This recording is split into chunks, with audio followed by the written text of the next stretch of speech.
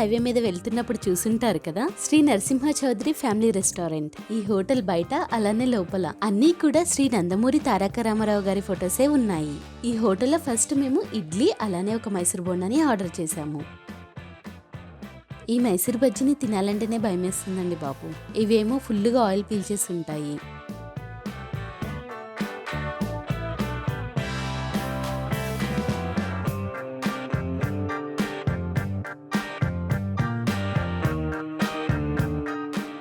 ఈ మైసూర్ బజ్జీతో కొద్దిసేపు ఫైటింగ్ చేసిన తర్వాత ఇది ఎలా ఉందో ఇప్పుడు రుచి చూసి చెప్తాను. దీని రుచి అయితే బాలేదని చెప్పలేను, కానీ పర్వాలేదండి, తినొచ్చు. ఫస్ట్ ఇది ఎలా ఉందో అని చెప్పి నేను తిన్న తర్వాత పెడదాంలే అని మా అబ్బాయికి పెట్టలేదు. తనకి పెట్టిన తర్వాత అప్పుడు శాంతించాడు. వీళ్ళు పల్లి చట్నీతో పాటు అల్లం చట్నీ కూడా ఇచ్చారండి. ఈ అల్లం చట్నీ చూడ్డానికి అలానే రుచికి కూడా చాలా డిఫరెంట్ గా ఉంది.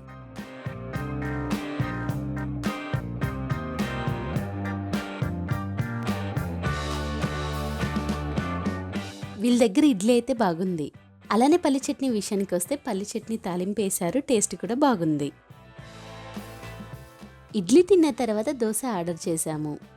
ఇది చూడ్డానికి పైన మంచి కలర్ వచ్చి క్రిస్పీగా కనిపిస్తుంది, కానీ ఇది తింటుంటే సాఫ్ట్గా ఉండి మెత్తనట్లు తింటున్నట్టుంది. అలానే దీని రుచి కూడా బాగుంది. వీళ్ళు బయట పెట్టారు కదండి స్టార్టింగ్ లో గోదావరి రుచులని, ఆ గోదావరి రుచులు అయితే వీళ్ళ టిఫిన్స్ లో కనిపిస్తున్నాయి. మీరు ఎప్పుడైనా ఇటుగా వెళ్తున్నప్పుడు ఈ గోదావరి రుచుల్ని మీరు రుచి చూడండి. దీని లొకేషన్ డిస్క్రిప్షన్ లో ఇస్తున్నాను. ఈ వీడియో మీకు నచ్చినట్లయితే లైక్ చేయండి. మరో మంచి వీడియోతో మీ ముందుకు వస్తాము. అంతవరకు సెలవు.